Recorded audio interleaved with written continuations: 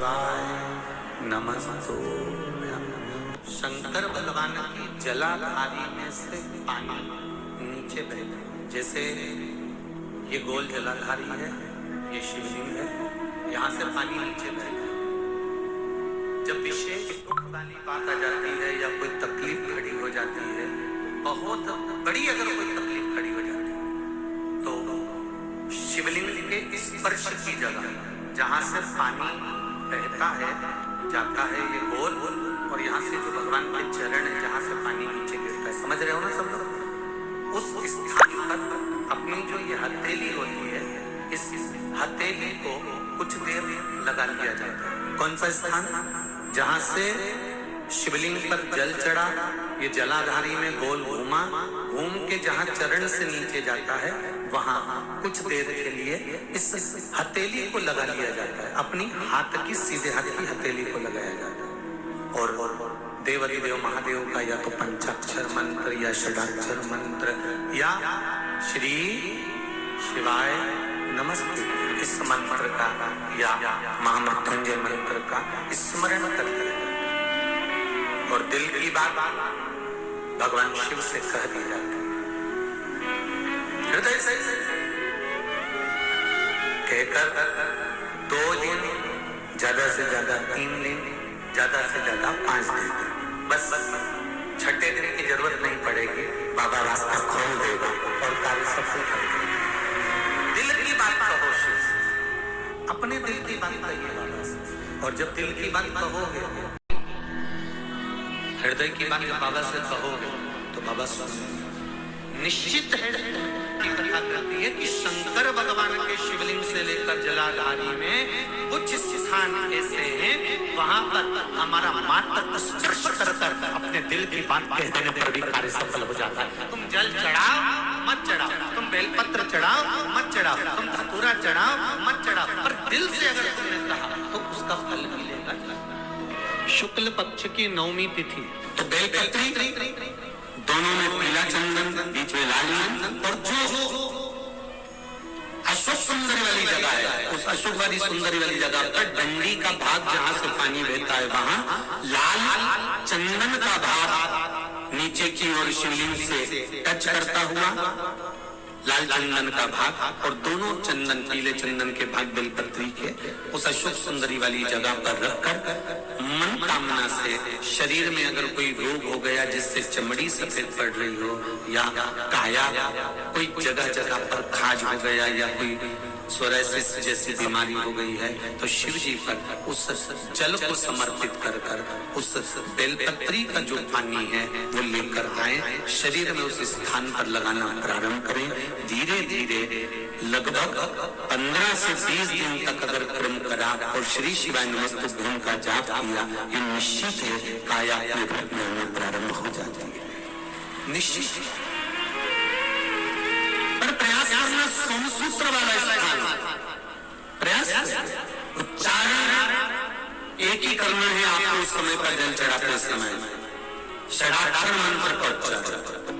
कभी मौका मिल जाए, विवाह शादी में देरी हो रही हो, या कोई नया कार्य चालू कर रहे हो उसमें देरी हो रही हो, या कोई सर्विस के लिए, नौकरी के लिए जा रहे हो और वो कार्य नहीं हो रहा हो, तो एक धतूरा, केवल एक धतूरा, उस धतूरे को फोड़कर उसके अंदर का फल निकालकर उस फल को शिवलिंग पर चढ़ाकर 1 लोटा जल शंकर भगवान को समर्पित कर। दिन होना चाहिए मंगलवार।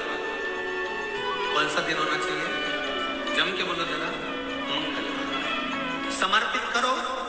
उसके बाद में आप विवाह के लिए अगर समर्पित करे हैं तो विवाह में देरी नहीं होगी, व्यवसाय और व्यापार के लिए या नौकरी के लिए समर्पित करे हैं तो उसमें देरी नहीं होगी। डिप्पी लो, काशी विश्वनाथ का नाम लो और 21 बार उतारो, और उतार कर किसी पेड़ के नीचे तक खड्डा खोद कर उसको दबा दीजिए, आपका काम यूं सफलता की ओर बढ़ना चालू हो जाएगा। शनि की कुदृष्टि समाप्त, 7.5 ढैया समाप्त, परेशानी है। शनिवार के दिन जो पीपल के वृक्ष में सरसों के तेल का दीप लगाता है, उसको शनि कभी परेशान नहीं करता। एक बात हमेशा ध्यान रखिएगा, मान लो अगर कोई भारी रोग ऐसा शनि महाराज के कारण हो गया हो, अच्छे काम करते करते उल्टे हो रहे हैं, होते हैं किसी किसी के साथ में, विपरीत परिस्थितियां आ जाती है, अच्छा करने जाओ बुरा हो जाता है, अच्छा कर्म करने जाओ बुरा हो जाता है। तो पीपल के वृक्ष की जो छाल होती है, छाल देखिए, पीपल के वृक्ष में जो छाल लगी होती है, उस छाल को घिसकर चंदन बनाकर भगवान शंकर का स्नान कराकर, अभिषेक कराकर, पूजन कराकर, पूजन कराने के बाद में पिपलेश्वर महादेव का नाम लेकर, कौन से महादेव? पिपलेश्वर महादेव का नाम लेकर वो जो घिसी हुई छाल होती है, उस छाल का तिलक भगवान शंकर को लगा लो और उसी का थोड़ा सा भाग अपने कंठ पर, मस्तक पर लगाना प्रारंभ कर दो। धीरे धीरे जो विपरीत दशा है वो सुधरना प्रारंभ हो जाती है। पर नाम याद रखना, पिपलेश्वर महादेव का। वो भी शनिवार के दिन पीपल के वृक्ष की पूजन करेगा, दूध चढ़ाएगा या मिष्ठान का भोग लगाएगा, लक्ष्मी और नारायण उसके घर में प्रवेश कर जाएगा। लक्ष्मी और नारायण उसके घर में प्रवेश करेगा। इसलिए नियम बनाया। कौन से दिन का? शनिवार।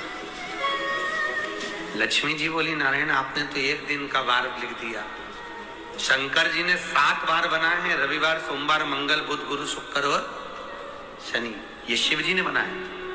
अब एक दिन आपने अपना बना लिया, बाकी के दिन अगर कोई इस पीपल के वृक्ष के नीचे आएगा और यहाँ तो दरिद्रता बैठी है, तो उसका क्या होगा? भगवान नारायण बोले, सुन दरिद्रता, तेरे से एक विनती है, अगर कोई भी मनुष्य इस पीपल के पेड़ के नीचे अगर 7 दिन में आता है और उसके हाथ में अगर कोई सामग्री होती है तो तू उसके घर में प्रवेश नहीं करेगी।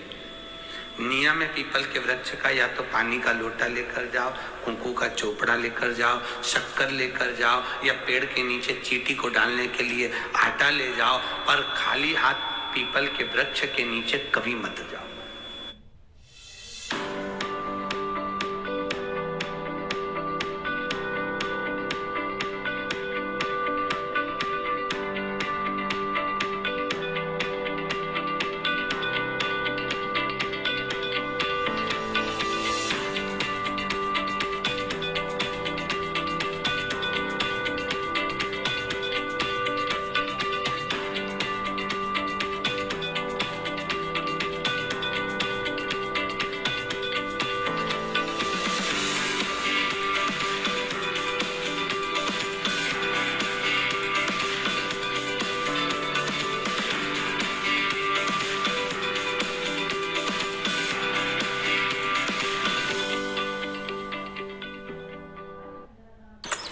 Oi.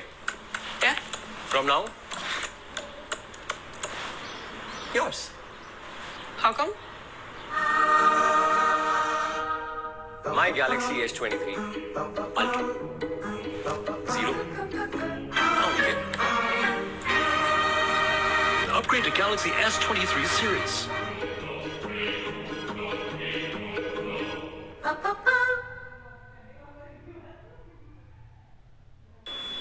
कभी नहीं जाना। खाली हाथ जाओगे तो दरिद्रता तुम्हारे घर में प्रवेश करेगी। दरिद्रता उठकर खड़ी होकर बोली, नारायण तुमने अपनी मनमानी करी है, एक दिन मुझे भी मेरा चाहिए। भगवान ने कहा, बोल कौन सा दिन चाहिए? दरिद्रता कहती है, रविवार के दिन इस पीपल के वृक्ष के नीचे मैं दिन भर नृत्य करूं, इसमें रहूं, और जो यहाँ आए रविवार को मैं उसके घर में प्रवेश करूं। भगवान ने कहा, ठीक है।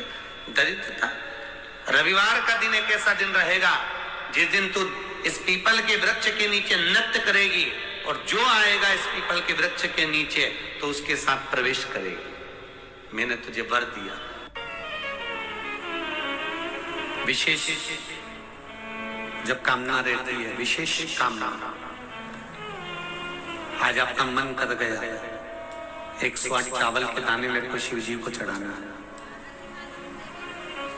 108 चावल के दाने मुझे आज शंकर भगवान को चढ़ाना। विशेष आज आपके मन में कोई मनोरथ बड़ा है, कोई कामना बड़ी है, और बाबा से आपने विनती करी कि मेरा ये कार्य अटक रहा है, आप पूरा करोगे, मुझे विश्वास है। 108 चावल के दाने चढ़ाना है। आपने चंदन लगाया, हाथ की हथेली पर 108 चावल के दाने जो घर से गिनकर लेकर गए हो उसको हथेली में रखा। एक एक चावल का दाना नहीं चढ़ाया, हथेली में रखकर जो विशेष कामना, जैसे किसी कर्मकांडी ब्राह्मण से पूछा जाए पूजन होने के बाद में विशेष अर्घ दिया जाता है, विशेष अर्घ, विशेष अर्घ।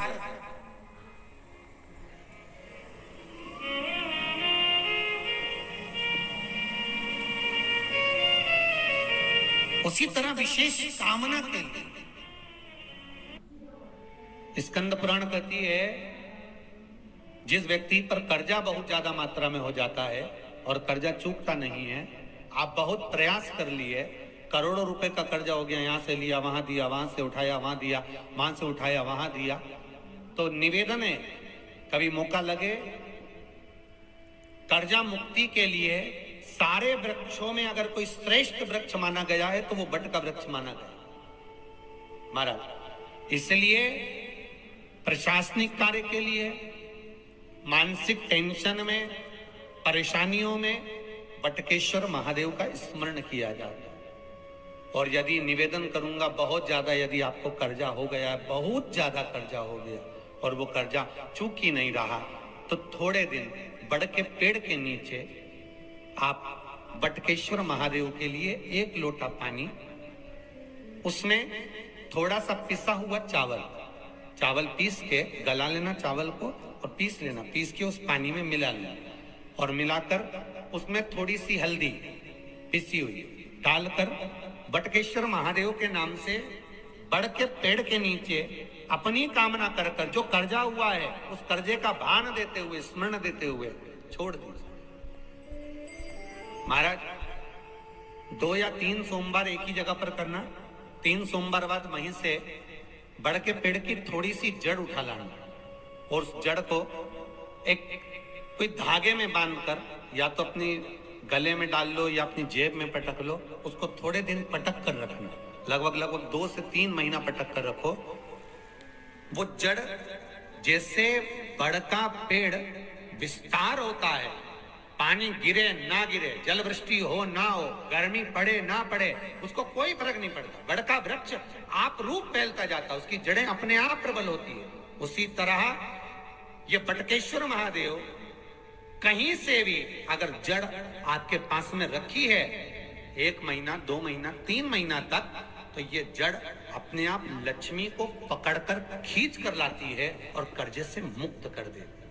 बटकेश्वर महादेव का स्मरण सुख का देना। ईश्वर महादेव, जो व्यक्ति पथभ्रष्ट होता है, जैसे मदिरा के नशे में पड़ गया, कहीं जुए में पड़ गया, कहीं मांसाहार में पड़ गया, कहीं व्यसन में पड़ गया, कहीं गलत काम में अगर कोई जा रहा है, तो श्रम्भेश्वर महादेव के नाम से काली तिल भगवान शिव को समर्पित करी जाती है। महाराज काली तिल को वापस उठाकर ले आते हैं,